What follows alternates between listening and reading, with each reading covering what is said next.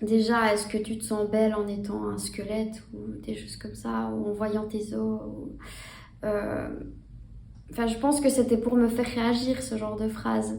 Mais en l'occurrence, ça n'a pas du tout agi comme ça m'a plutôt blessée véritablement parce que j'étais même pas consciente vraiment avec cette dysmorphophobie qui naît des troubles du comportement alimentaire, encore un symptôme qui était présent dans ma pathologie. Je me voyais pas telle que j'étais, donc j'étais pas consciente que d'être autant fine, autant maigre que ce que j'étais. Et donc, d'être aussi crue dans ses paroles, ça m'a beaucoup blessée.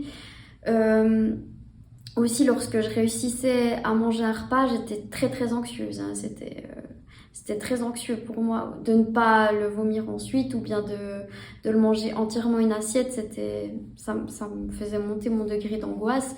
Et quand un soignant me disait Wow, c'est bien, t'as bien mangé aujourd'hui, c'était pas du tout malvenu, hein, je pense, de leur part, enfin de sa part, de me dire ça. C'était plutôt pour me féliciter. Mais comme mon angoisse était déjà énorme, je comprenais pas ces paroles telles qu'elles étaient dites. Moi, je les entendais comme ah ouh, t'as bien mangé en fait, t'as trop mangé. Est-ce que t'as trop mangé? Est-ce que tu vas pas aller te faire vomir maintenant? Et donc, j'avais plein d'anxiété qui devenait encore plus accrue. Et donc voilà, ce genre de phrase qui peut un peu freiner l'avancée. Simplement essayer de comprendre ce qu'on est en train de vivre en fait. Par exemple, quand on est face à une personne qui est très très maigre, lui dire alors comment est-ce que toi tu te perçois? Comment est-ce que tu te vois là dans cette glace en fait? Parce que quand on est dans cette maladie, il faut bien comprendre qu'on est dans une réalité qui est tout autre que celle de la personne qui est en face de nous. Euh, donc en tant que soignant, on n'est pas du tout dans la réalité du patient et c'est important de se rendre compte de sa réalité à lui pour la comprendre.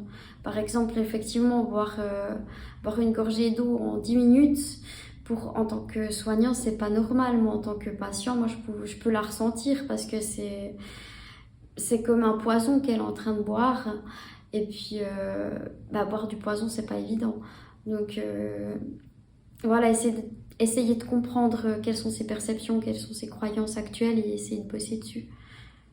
Et Donc, puis, après avoir mangé un repas, notamment une assiette entière, lui dire simplement comment est-ce que tu te sens maintenant. Pas essayer de quelles sont les idées qui te viennent en tête actuellement, quelles sont tes peurs, quelles sont tes angoisses. De ce que je me rappelle, oui, c'était très très angoissant de dire que quelqu'un a bien mangé. Enfin, c'était vraiment une grande angoisse qui en découlait. Alors que ça partait d'une bonne volonté, je suis sûre, d'une bonne volonté soignante, mais ça n'agissait pas du tout comme ça. Comprendre la réalité de la personne et puis l'encourager, oui, faire preuve de bienveillance, oui, malgré toute l'impatience qu'on peut avoir en tant que soignant face à ces personnes. Et puis voilà, toujours faire preuve de bienveillance et d'empathie et puis toujours bien calculer ses mots avant de les utiliser. Je pense que faire part des risques, parce que quand on est dans le déni de la maladie, on n'a pas tendance à voir qu'on est un peu dans cette phase rose de l'addiction, à se dire que tout nous réussit, tout va toujours bien aller, donc on ne comprend pas pourquoi il y a des personnes qui veulent nous mettre des barrières, qui nous disent stop, et puis qui nous montrent des grandes alarmes rouges, parce qu'on croit que tout va toujours nous réussir. Donc voilà, c'est un petit peu un obstacle en travers de notre chemin qu'on essaye vraiment d'éviter. Alors que quand on nous explique que clairement ça va donner des risques, plus tardivement peut-être, et puis que là la personne elle n'en est pas consciente, mais que à force de se restreindre de manger, on peut faire des arrêts cardiaques, on est vraiment sujet à beaucoup de pathologies et puis de risques. Et donc les verbaliser et essayer d'expliquer avec elle qu'est-ce qu'elle en perçoit de ces risques. Je pense que ça c'est une bonne entrée en matière.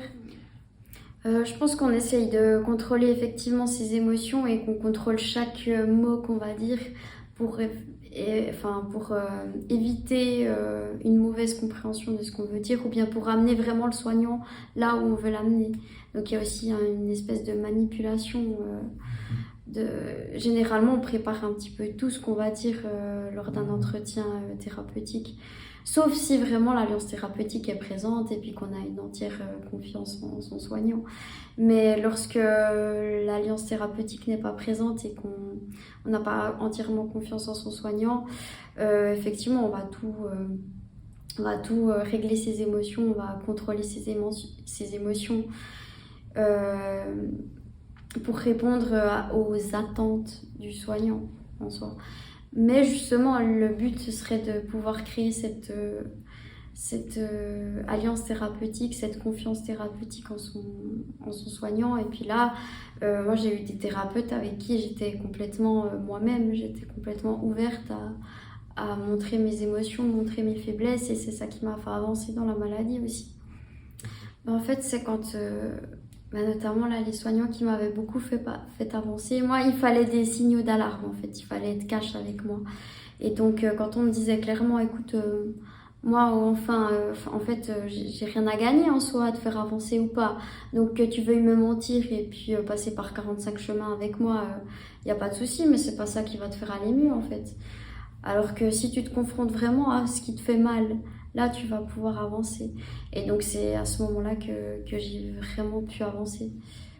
Et ça, c'est pas violent, du coup? C'est un petit peu ambivalent, parce que si, c'était violent, mais c'était ce qu'il me fallait à ce moment-là. Et puis, voir que je pouvais pas manipuler la personne, en fait. Voir que la personne, elle allait me lire malgré mes manipulations, puis que de toute façon, les manipulations, ils s'en fichaient. Donc, voilà. Là, ça m'a vraiment fait avancer. Et puis là, j'ai pu être vraiment authentique et moi-même. En fait, c'est comme si les soignants avaient lâché prise sur le contrôle qu'ils voulaient sur le soin avec toi, et toi, tu avais pu lâcher prise aussi sur ce contrat que tu essayais de pas respecter ou faire semblant de respecter, en fait. La bataille était finie. La bataille, elle était finie. Ils attendaient plus rien de moi, donc voilà. J'avais rien à gagner d'autre que aller mieux en fait.